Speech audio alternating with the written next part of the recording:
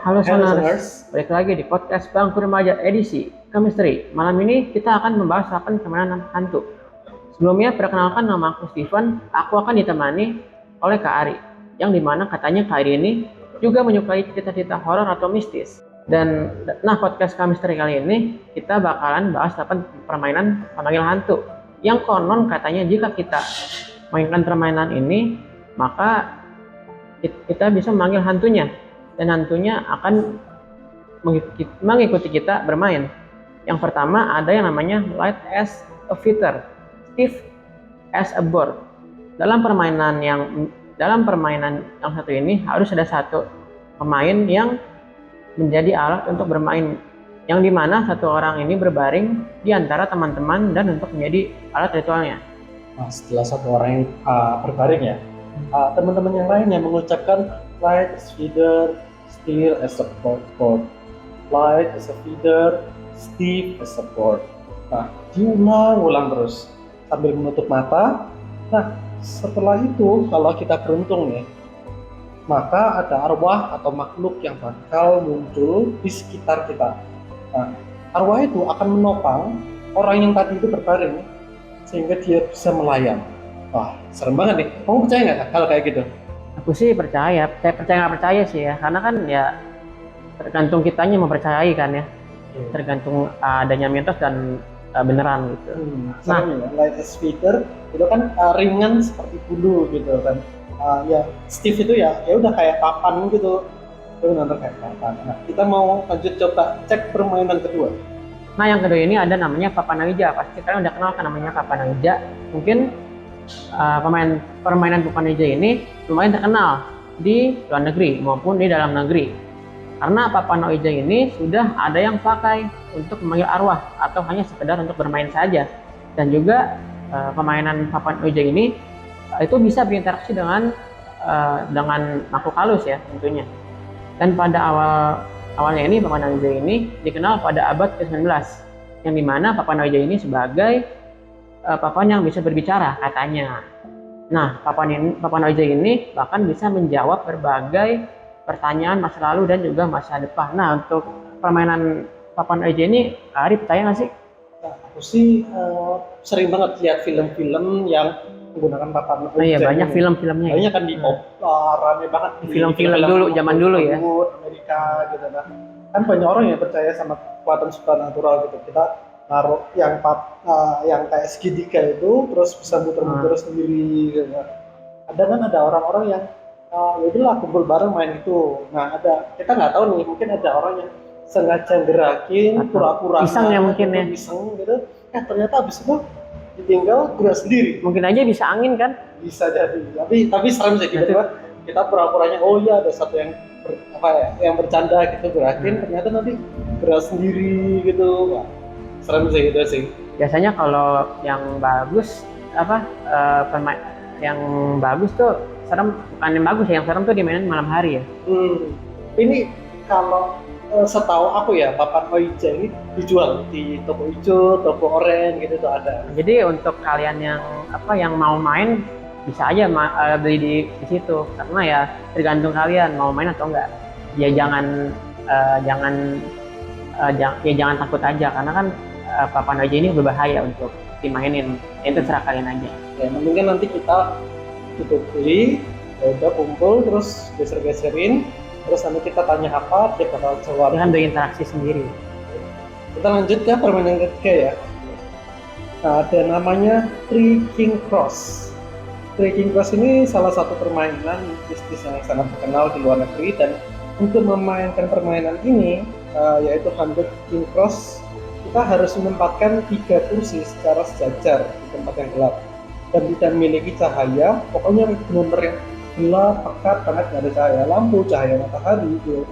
Nah, sama kita letakkan 2 cermin berukuran besar di atas 2 kursi, dan pastikan kursi yang berada di tengah itu kosong. Nah, nanti sekitar tengah malam, sekitar jam 12-an malam atau jam 1 gitu, kita masuk ke ruangan tersebut dengan membawa benda-benda kesayangan semasa kecil. Nah, taruh aja dimanapun. Nanti ini, wah bahaya banget deh, bisa gerak-gerak sendiri gitu ya, atau gimana ini? Nah, kalau barang-barang kenangan kamu sayang banget sih untuk dipermainin, dan kenangan-kenangan itu kan berharga banget untuk dimainin. Buat apa gitu kan barang-barang kenangan mantan atau kenangan yang lain dimainin. Nah, katanya sih eh, setelah, tadi kan ada bilang barang-barang kenangan tuh. Itu kan kamu ada apa di sana dan buka lebar pintu. Nah, kan misalnya ada di rumah ada ruangan gelap. Coba buka pintunya tuh selebar mungkin. Siapa tahu aja datang datang apa mantan gitu kan. Wah, serem gitu. Nah, Tapi ini ya Stephen, aku sempat ngerasa apa ya? Ya ini yang aku pahami ya. uh, Makhluk halus itu tuh bisa banget masuk ke dalam sebuah objek gitu. Termasuk yang punya kenangan-kenangan, apalagi ternyata ya ini bukan apa ya, terlebih kalau benda itu tuh benda yang dimiliki dari orang yang sudah meninggal. iya bisa jadi sih ya. Nah, Karena kan patung, boneka kayak gitu kan bisa aja dimasukin horor-horor gitu kan. bahkan buku Buku juga bisa. juga bisa. Aku baru tahu loh. Jadi buat teman-teman yang misalkan menerima sumbangan buku-buku lama gitu, nah itu coba deh benar-benar apa ya, kalian bersihin dulu, doa-doain gitu, karena bisa aja mendatangkan roh loh gitu. Nah ini salah satu the King Cross ini kliennya ini kayak membawa apa ya, Keburukan ya. keburukan, roh itu masuk ke dalam objek itu ya. Apa ya? Permainannya agak berbahaya juga sih ya. Kalau The King tadi ada The King apa tadi? The King Cross. The King Cross agak lumayan bahaya untuk dimainin ya.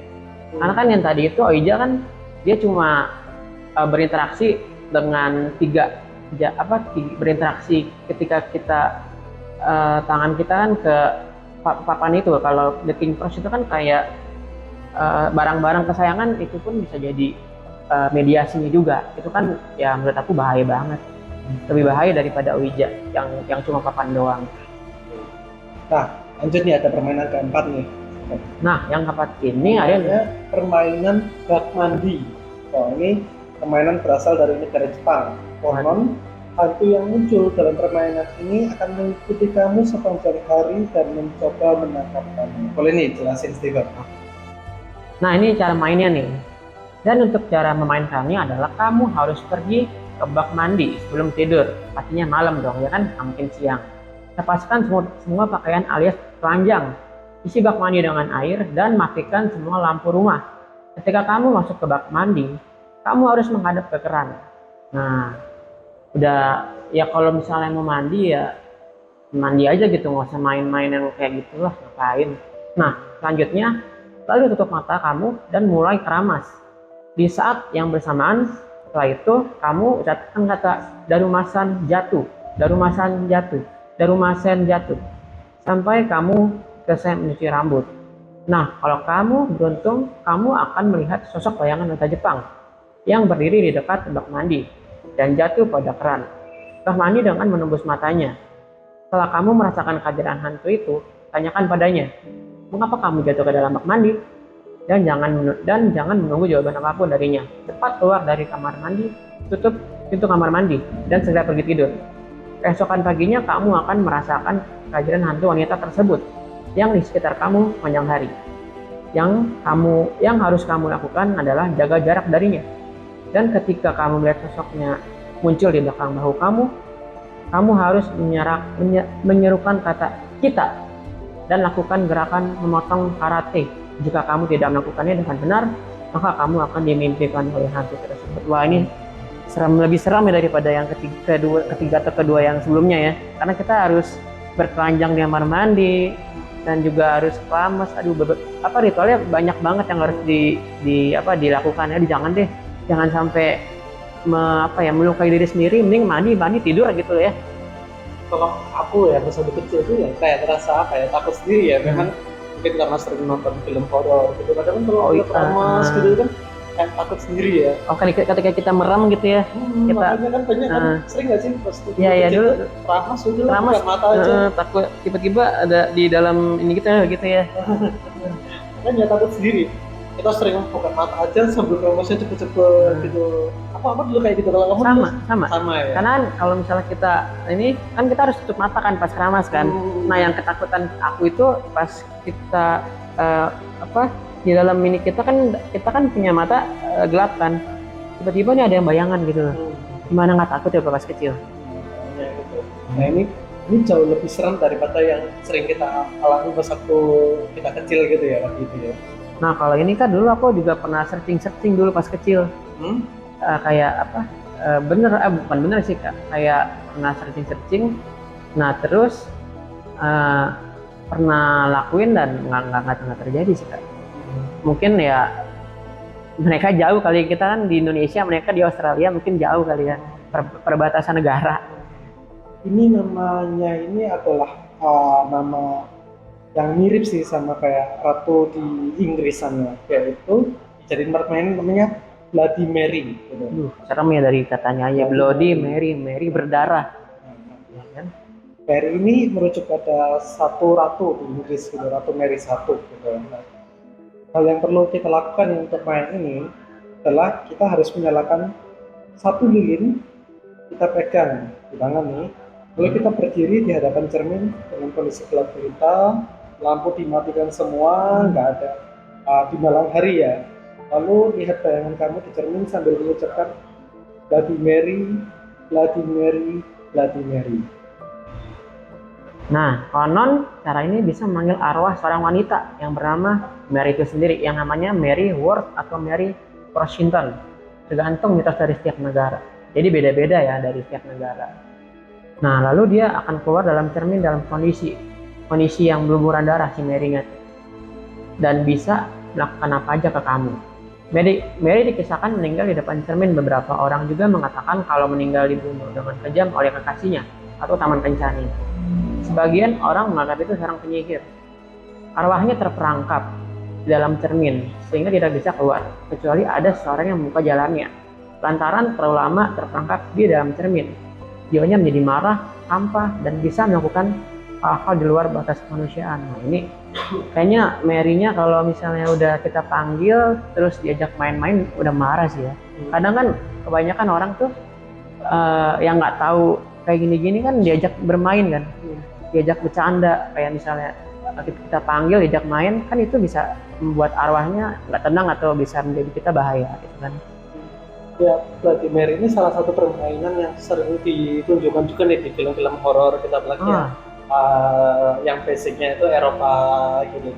Iya. Memang kelihatannya serem sih, tapi ya ketika kita ya kasihan juga sih sama si Mary ini meninggal depan cermin gitu. Dan udah kasihan kita permainin lagi ya. Bukannya nggak sopan itu ke mereka yang sudah meninggal. Dan Bloody Mary ini juga ada di salah satu YouTube. Jadi aku dulu pernah searching karena kepo kan, dan itu sudah ada yang pernah main. Dan untuk kelanjutannya aku nggak tahu itu mereka main ada kejadian atau tidak, karena mereka ya habis misalnya kaget udah di cut gitu. Jadi ya kalau misalnya kalian main nggak apa-apa silakan. Jadi ya tergantung ini kalau ada mungkin ada yang takut atau ada beban atau ada sesuatu dari kalian, misalnya hantunya datang ya saya tidak tanggung jawab. Nah, permainan yang ke-6 namanya Dry Bone. Nah, permainan hantu ini seperti main peta umpet nih. Ya, pas itu kecil kan pasti kita semua pernah main peta umpet. Nah, yang beda peta umpetnya ini kita bermainnya sama hantu.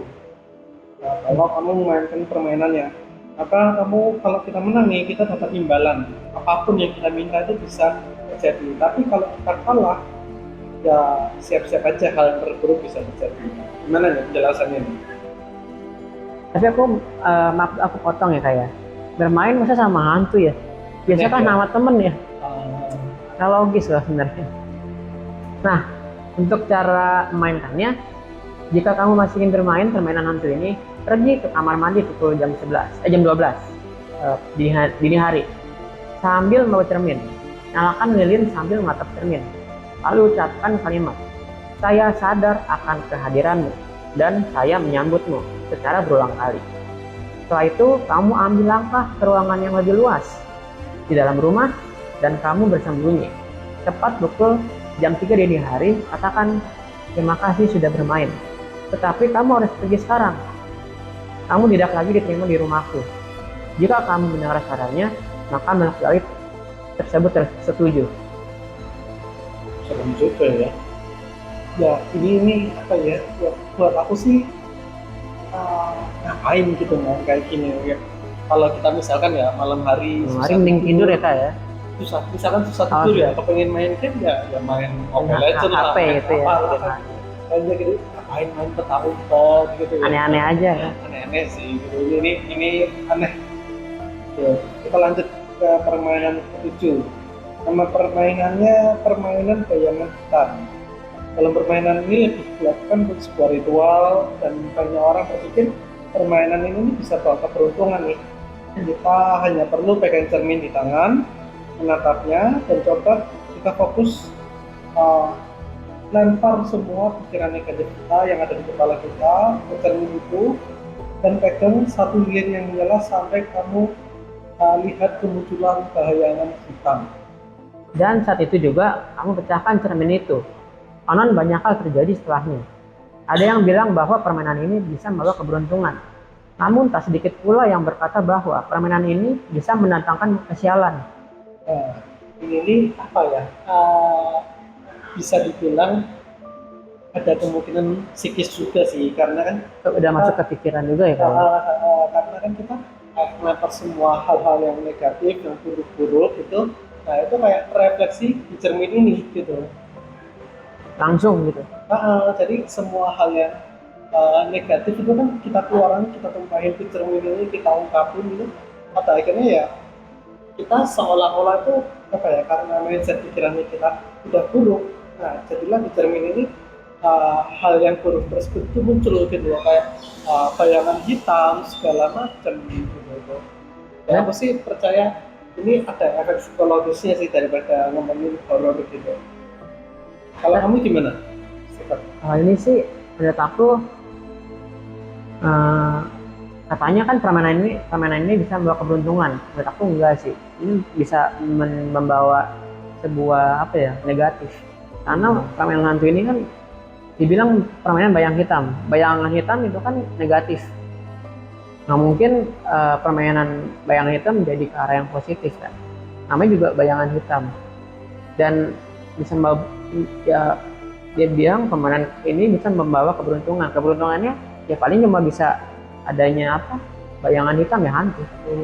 Jadi kan ya buat apa lagi kan kita main hal-hal yang kayak gini kan. Nah yang terakhir ini ada namanya permainan hantu, yaitu petak umpet. Sama seperti yang tadi tuh yang di Jepang. Nah yang ini permainan petak umpet ini dikenal juga namanya Hitori Kakurenbu yang berasal dari Jepang. Dalam permainan tersebut kamu bermain petak umpet dengan boneka. Nah, perbedaannya yang tadi kan bermain dengan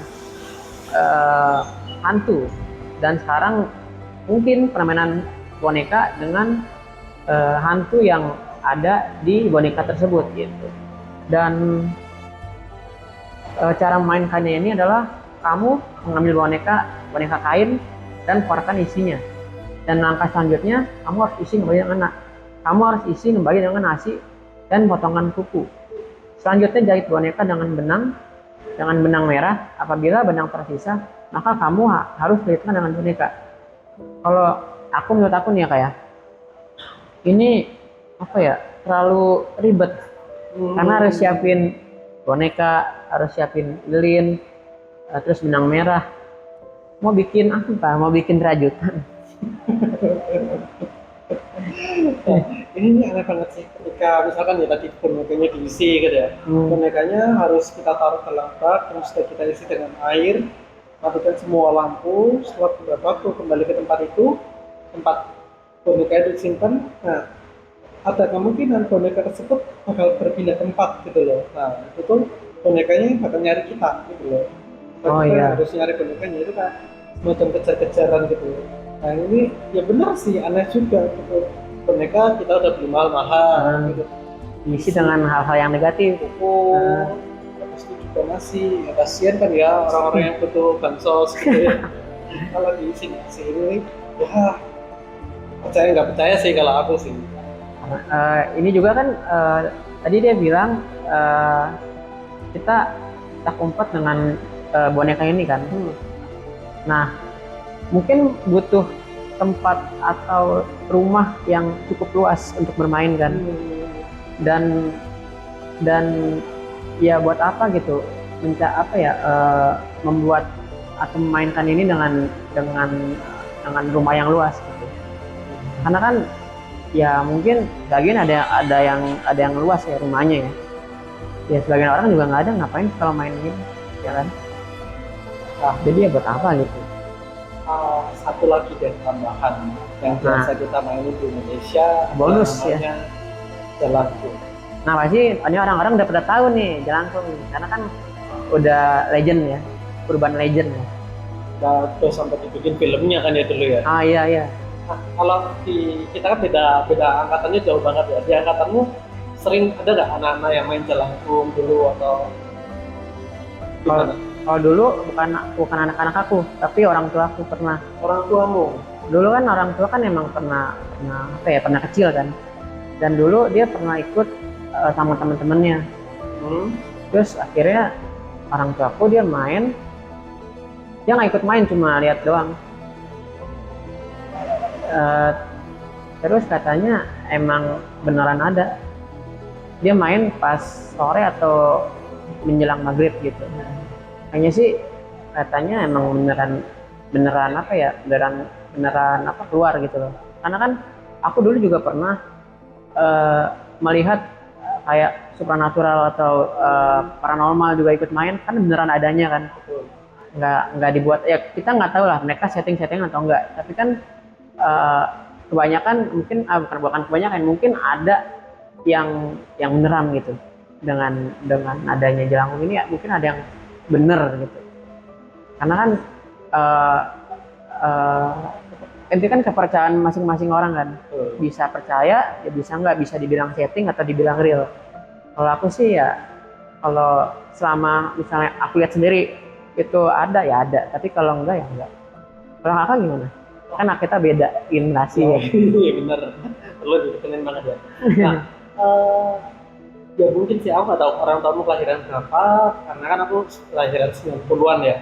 Di era 90-an sampai di era 2000 awal gitu, itu yang ramai tuh yang Jelangkung 2000 awal sampai 2010-an gitu. Nah, yang aku alami adalah aku nonton gitu loh, aku nonton kondisinya anak-anak kelas sebelah gitu tuh iseng gitu loh, istirahat ngapain ya, udahlah main Jelangkung gitu, iseng banget ya.